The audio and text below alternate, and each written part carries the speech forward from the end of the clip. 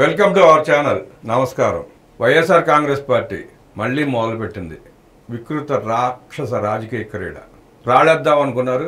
19లో రాళ్ళేసి అబద్ధాలు చెప్పి అధికారంలోకి వచ్చాడు. ఒక్క ఛాన్స్ అన్నాడు, అధికారం చేపట్టాడు, ప్రజలకి శటకోపం పెట్టాడు. మళ్ళీ ఇప్పుడు మొదలుపెట్టాడు. కుల మత విద్వేషాలు రెచ్చగొట్టే యత్నం. 2019 ఎన్నికల ముందు అబద్ధాలతో అందలం. 2024 ఓటమి తర్వాత మళ్ళీ కుట్ర రాజకీయం. జనంలోకి ఐపాక్ మార్క్ ఫేక్ ప్రచారాలు.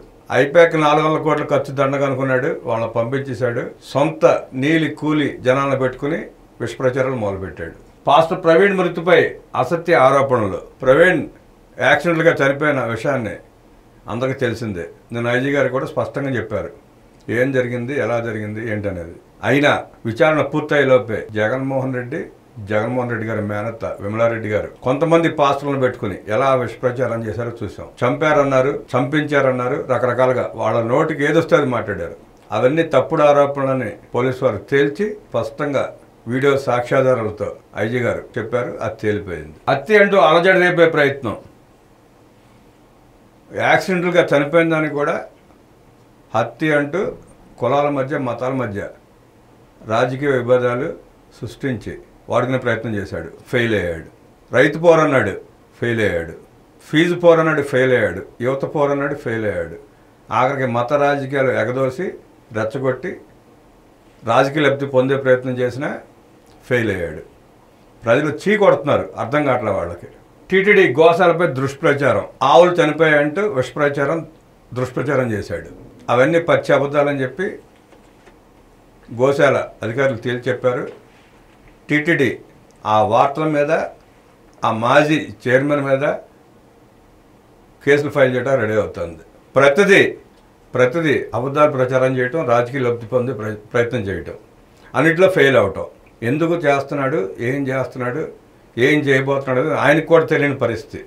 జగన్మోహన్ రెడ్డి గారికి కూడా ఆయన ఏం చేద్దాం అనుకున్నాడు ఆయనకు కూడా తెలియని పరిస్థితి. అంబేద్కర్ సెంటిమెంట్తో కులాల చిచ్చు. గోపాలపురం నియోజకవర్గంలో గతంలో చూసాం మనం. తన వైఎస్ఆర్ కాంగ్రెస్ పార్టీ కార్యకర్తే తాగి అంబేద్కర్ గారి మెడలో చెప్పులు వేసి అవమానించిన పరిస్థితి. దాన్ని కూడా విషప్రచారం చేశాడు, ఎవరో చేశారని చెప్పి. పోలీసులు విచారణ చేస్తే ఆ వైఎస్ఆర్ కాంగ్రెస్ పార్టీ కార్యకర్త చేశాడని చెప్పి తేలింది. అతడు గతంలో కూడా చాలా ఘోరాలు చేశాడు. పోలీసులకు అనుభవించి బయటకు వచ్చి మళ్ళీ అదే పని చేశాడు. శాంతి భద్రతలు అదుపు తప్పేలా కుతంత్రం. అడ్డుకట్ట వేసిన బాధ్యత ప్రభుత్వానిదే. 2019 ఎన్నికల ముందు వైసీపీ ఫేక్ ప్రచారాలు చేసి విద్వేషాలు రెచ్చగొట్టింది. ఐపాక్ డైరెక్షన్లో చెప్పిన అబద్ధాలను ప్రజలు నమ్మారు. ఒక్క ఛాన్స్ అని బతిమాలితే ప్రజలు కూడా జాలిపడి నెత్తి మీద పెట్టుకున్నారు. నెత్తిన కొంపడ పెట్టుకున్నాం అన్న సంగతి 2024 కానీ తెలిసి రాలా. చూసాం కదా మనం ఎలా చేశాడు. అక్రమాలు, దౌర్జన్యాలు, దోపిడీలు, వికృత రాక్షస రాజకీయాలు, ప్రతిపక్షాలను కూడా లేకుండా చేసే ప్రయత్నం కూడా చేశాడు. కానీ ప్రజలు విఘ్నులు. ఒకసారి చేసిన తప్పు రెండోసారి చేయకుండా చార్చి పెట్టి కొడితే ఎక్కడ పడ్డారో చూసాం. 2024 ఎన్నికల్లో చిత్తుగా ఓడిపోయిన వైసీపీ ఇప్పుడు మళ్ళీ పాత వ్యూహాలకు పదును పెడుతోంది. అయిపోయి ప్రశాంత్ కిషోర్ దగ్గర నేర్చుకున్నాడు కదా, ఎట్లా పొలలు పెట్టాలి, ఎట్లా జనాలను రెచ్చగొట్టాలి, ఎలా గొడవలు పెట్టాలి, మత విద్వేషాలు ఎలా రెచ్చగొట్టాలి, కులాలను ఎలా చేర్చాలి, ప్రాంతాలని ఎలా చేర్చాలన్న సంగతి నేర్చుకున్నాడు.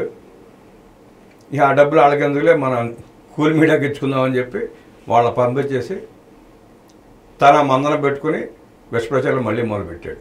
ఐపాక్ మార్క్ ప్రచారాలతో ప్రజల మధ్య విద్వేషాలు రెచ్చగొట్టే ప్రయత్నం చేస్తోంది. సున్నితమైన మత కులపరమైన అంశాల్లో చిచ్చు రేపాలని చూస్తోంది. ఇందుకు ప్రముఖ వ్యక్తులు, మతాలు, ఆలయాలను వాడుకుంటోంది. గతంలో టీడీపీ అధికారంలో ఉన్నప్పుడు టీటీడీలో ఉన్న పింక్ డైమండ్ చంద్రబాబు తీసుకెళ్లి ఇంట్లో పెట్టుకున్నారంటూ విజయసాయి రెడ్డి లాంటి వ్యక్తులు ఆరోపణ చేసిన సంగతి తెలిసిందే. ఏది చెప్పినా నమ్మట్లేదని చెప్పి ఇప్పుడు కొత్తగా మన మత రాజకీయాలు మొదలుపెట్టాడు, కుల రాజకీయాలు మొదలుపెట్టాడు, ప్రాంత రాజకీయాలు మొదలుపెట్టాడు. గతంలో కూడా చేసినా మిగతా పక్కన పెట్టి ఇప్పుడు ఈ మూడిటి మీద దృష్టి పెట్టాడు. ఎందుకంటే మార్గం లేదనిపించింది తనకి. మళ్ళీ ఈ అంశాలు ప్రచారం చేయడానికి జర్నలిస్టుల ముసుగులో ఉన్న అనలిస్టులని, కూలిస్టులను తీసుకొచ్చి విషప్రచారం మొదలుపెట్టాడు. అలాగే వాళ్ళు కూడా బాధ్యత లేకుండా సమాజం పట్ల కనీసం వాళ్ళు కూడా సమాజం పట్ల బాధ్యత లేకుండా తమకు వచ్చే పేమెంట్ కోసం ఇష్టానురీతిగా మాట్లాడుతున్నారు. చాలామంది ఉన్నారు, చాలామంది మాట్లాడుతున్నారు, చూస్తున్నాం. కానీ వాళ్ళందరూ కూడా ప్రజలు బుద్ధి చెప్పే వాళ్ళ దగ్గరికి వస్తాయి. సరే, ఆనాడు పింక్ డైమండ్ గురించి ఎలా ప్రచారం చేశాడో, ఎలా లబ్ధి పొందాడో చూసాం. ఇంతకాలం పింక్ డైమండే లేదు. విజయసాయి రెడ్డి లాంటి వ్యక్తులు కూడా ఇష్టానురీతిగా నోటుకొచ్చినట్టు మాట్లాడారు. జగన్ రెడ్డి అలా మాట్లాడిచ్చాడు. ఆనాడు టీటీడీలో ఉన్న ఒక పెద్ద ఆయన కూడా అలాగే మాట్లాడాడు. నోటికి అద్దు లేకుండా మాట్లాడాడు. లేని పింక్ డైమండ్ని చంద్రబాబు గారికి అంటగట్టే ప్రయత్నం చేశాడు. ఇంతకీ ఏంటంటే ఆళ్ళ విచారణలో తేలింది పింక్ డైమండ్ అనేది లేదు. బూందీపోటులో తవ్వకాలు చేసి సంపద దోచుకున్నారంటూ ఆరోపణలు చేశారు. ఇది కూడా చేశారు గతంలో. బూందీపోటులో అడుగునేదో నిధి ఉందని చెప్పి తవ్వేసి దోచుకున్నారని చెప్పి కూడా అల్లరి చేశారు. కొన్ని వేల మంది పనిచేస్తారు తిరుమలలో. ఆ బూందీపోటు చుట్టూ పెద్ద వలయం ఉంటుంది, రక్షణ ఉంటుంది. నిస్సిగ్గుగా అయినా అబద్ధాలు ప్రచారం చేశారు. నమ్మినాడు, కొంతమంది నమ్మారు. అయితే టీడీపీకి జరగాల్సిన నష్టం జరిగిపోయింది. ఆనాడు అబద్ధాలను కూడా తిప్పికొట్టలేకపోయారు. గాలివాగుళ్ళు వాక్కుంటుంటారులే, వాళ్ళ పాపాన వాళ్ళే పోతారని చెప్పి ఊరుకున్నారు. కానీ దాని మూలంగా నష్టం జరిగిపోయింది. బలంగా తిప్పికొట్టలేకపోవడం వాస్తవం. పట్టించుకోలే, పిచ్చవాగుళ్ళు వాగుతారు, గాలి మాటలు గాలిగా పోతాయని చెప్పని ఉద్దేశంతో ఉన్నారు. అదే ఏకుమేకై చివరికి అధికారం పోయే పరిస్థితి తీసుకొచ్చింది. ఆ గాలి మాటలు చెప్పి గాలివార్తలు ప్రచారం చేసి వైసీపీ లబ్ధి పొందింది. లబ్ధి పొంది ఏం జరిగిందో మనం చూసాం. ఎంత విధ్వంసం చేశారో చూసాం, ఎంత దోచుకున్నారో చూసాం, ఎలా దోచుకున్నారో కూడా చూసాం. ఒక్క ఛాన్స్ తీసుకుని ముఖ్యమంత్రి అయిపోయి, కాకపోతే ఆయన స్పష్టంగానే చెప్పాడు, నాకు ఒక్క ఛాన్స్ మాత్రమే ఏమన్నా అని చెప్పి. ఒక్క ఛాన్స్ తీసుకుని దోచుకున్నంతా దోచేసుకున్నాడు. చేయాల్సిన కార్యక్రమాలను చేసుకున్నాడు. రెండోసారి నాకు వద్దు, ఒక ఛాన్స్ అన్నాడు. ప్రజలు కూడా నమ్మి ఒక ఛాన్స్ ఇచ్చారు. ఎలా నెత్తి మీద ఎక్కి తొక్కేడో చూసాం. పాస్టర్ ప్రవీణ్ మృతిని అడ్డం పెట్టుకుని రాష్ట్రంలో హిందువులపైకి క్రైస్తవులను రెచ్చగొట్టాలని వైసీపీ ప్రయత్నించింది. వైసీపీ నేత జాన్ బెన్నీ లింగం హిందువులను ఓచకోస్తానంటూ మాట్లాడారు. ఈ ప్రయోగం చేశాడు, చూసాం. ఆ లింగం అనే అతను బైబిల్ పక్కన పెడితే నరికేస్తా, కోసేస్తా అన్నాడు. తర్వాత ఏంద్రని ఈ పరిస్థితి అంటే ఆవేశంలో మాట్లాడానని చెప్పి పోలీసులు కాళ్ళు పట్టుకున్నాడు. అంత విషప్రచారం చేసి అంత రెచ్చగొట్టారు వాళ్ళు. కానీ ఎవరో ఏ మతం వాళ్ళు కూడా రెచ్చిపోలా, ఆవేశపడితే లింగం లాంటి వాళ్ళు ఇంకోసారి మాట్లాడరు, అది వేరే సంగతి.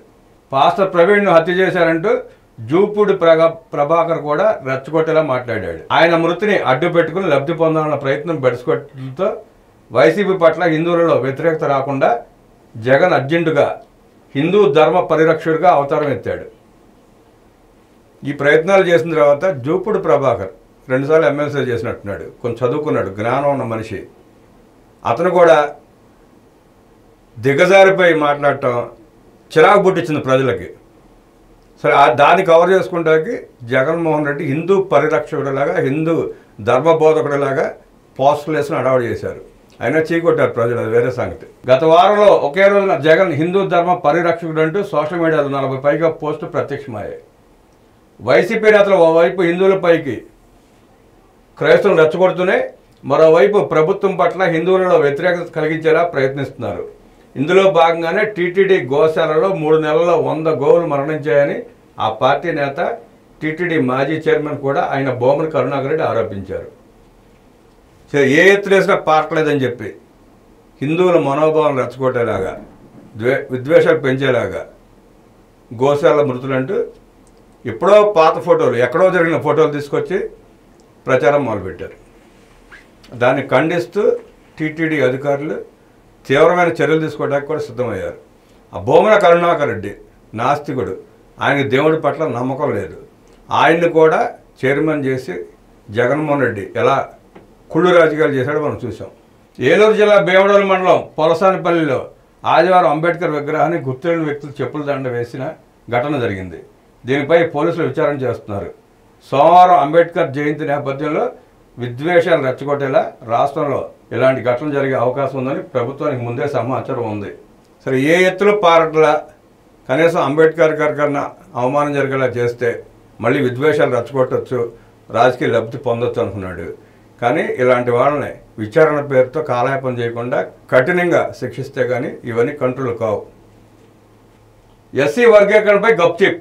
రాజీవ్ రంజన్ మిశ్రా సారథ్యంలోని ఏకసభ్య కమిషన్ ఇచ్చిన నివేదిక ఆధారంగా మార్చిలో రాష్ట్ర కేబినెట్ ఎస్సీ వర్గీకరణ బిల్లుకు ఆమోదం తెలిపింది.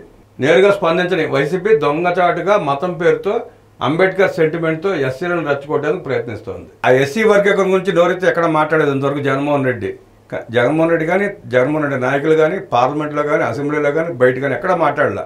మళ్ళీ భయం ఆ వర్గం ఓట్లు పోతాయేమోనని. ఎస్సీ వర్గీకరణ ఆ రెండు వర్గాల మధ్య చాలా మంచి కార్యక్రమం, మంచిదే జరిగింది. ఎవరికి ఇబ్బంది లేదు. దానివల్ల మంచి ప్రయత్నం చేస్తే దాని గురించి మంచిగా చెప్పుకునే పరిస్థితి లేకుండా వాళ్ళ మధ్య విద్వేషాలు రెచ్చగొట్టి రాజకీయ లబ్ధి పొందామని ప్రయత్నం చేస్తున్నాడు. జరగదు కూడా. వక్ఫ్ బిల్లు పైన దొంగాట. వక్ఫ్ సవరణ బిల్లు సందర్భంగా వైసీపీ ద్వంద్వ వైఖరి పాటించింది. ఎన్డీఏకు బలమున్న లోక్సభలో ఈ బిల్లును వ్యతిరేకిస్తున్నట్లు వైసీపీ ప్రకటించింది. లోక్సభలో నాటకాలు ఆడారు, వ్యతిరేకిస్తున్నామన్నారు. కానీ అక్కడేమి పెద్ద ఖండించింది ఏమీ లేదు, వద్దు అన్న నేపథ్యం కూడా లేదు. అదే మళ్ళీ రాజ్యసభ వచ్చేటప్పటికి ఓటేసి మద్దతు తెలిపారు. ఎన్డీఏకి మద్దతు తెలిపారు జగన్మోహన్ రెడ్డి, రాజ్యసభ సభ్యులు, వైఎస్ఆర్ కాంగ్రెస్ పార్టీ ఎంపీలు. దొంగాట ఎందుకు? ధైర్యంగా చెప్పొచ్చు కదా. ఎందుకు అంత భయం మీకు? మోడీ గారంటే భయపడి ఓట్లేశారా? ఏదైనా బిల్లును సమర్థిస్తూ ఓట్లేశారా? మరి ఇక్కడ ఆ మైనార్టీలకు మీరు వెన్నుపోటు పొడిచినట్టే కదా. బయట మాత్రం వ్యర్థ ప్రాలాపనలు, మీటింగులు, మీడియా ముందు కూలి మాటలు. ప్రతిపక్షంలో ఉన్న అధికారంలో ఉన్న వైసీపీ కుట్రలు అబద్ధాలనే నమ్ముకుంది. 2019 ఎన్నికల ముందు అప్పుడు టీడీపీ ప్రభుత్వంపై ఎన్నో అసత్యాలు ప్రచారం చేసింది. వైసీపీ అసలు స్వరూపాన్ని తెలుసుకున్న ప్రజలు 2024 ఎన్నికల్లో చిత్తుగా ఓడించారు. ప్రతిపక్ష హోదా కూడా లేకుండా చేశారు. అసెంబ్లీకి రాకుండా ముఖం చాటేస్తున్న జగన్ మళ్ళీ ఫేక్ ప్రచారం మొదలుపెట్టారు. శాంతి భద్రత నిప్పుగా ఆజేసి రాష్ట్రాన్ని రావణ కష్టం చేయాలని చూస్తున్నాడు. గత అనుభవాల దృష్ట్యా ప్రభుత్వం ఇలాంటి ప్రచారానికి అడ్డుకట్ట వేయాల్సిన అవసరం ఉంది. ప్రజలకు వాస్తవాలను వివరించి అప్రమత్తం చేయాలి. పార్టీని నడిపే పరిస్థితి కనబడట్లా. నాయకులు జారుకుంటున్నారు, కార్యకర్తలు సర్దుకుంటున్నారు. ఏం చేయాలో పాల్పోని పరిస్థితి. ఒకవైపు కేసులు చుట్టమడుతున్నాయి. పాత కేసులు తోడు ఇప్పుడు కొత్తగా అనేక కేసులు. జగన్మోహన్ రెడ్డి మొన్న పాలనలో తన చుట్టూ ఉన్న 10 మంది మీద విపరీతమైన కేసులు నమోదవుతున్నాయి. దోపిడీ, లక్షల కోట్ల దోపిడీ. జగన్ రెడ్డి కూడా పాత్ర ఉంది. సుమారుగా 10-12 లక్షల కోట్ల రూపాయలు దోశారన్న వాస్తవాలు బయటకు వస్తున్నాయి. వాటన్నిటి మీద విచారణ మొదలవుతుంది. పాత కేసులతో ఈ కేసులు పార్టీ ఎత్తిపోయే పరిస్థితి. పార్టీలు ఎవరు నాయకులు ఉండే పరిస్థితి లేదు. విజయసాయి రెడ్డి లాంటి వ్యక్తే బయటికి వెళ్ళిపోయాడంటే ఇంకా పార్టీలు ఎవరుంటారనుకుంటాం. పార్టీ మూసేసేలోపే ఆఖరి ప్రయత్నంగా ఇలా మత విద్వేషాలు రెచ్చగొట్టి లబ్ధి పొందే ప్రయత్నం చేస్తున్నాడు. జగన్మోహన్ రెడ్డి గారి ఆటలు సాగు, మీ ఆటలు కట్టువేయబడతాయి. త్వరలోనే ఆయన జైలుకి వెళ్తాడు. కార్యకర్తల నాయకులు కూడా ఎవరి దారాలు చూసుకుంటే మంచిది.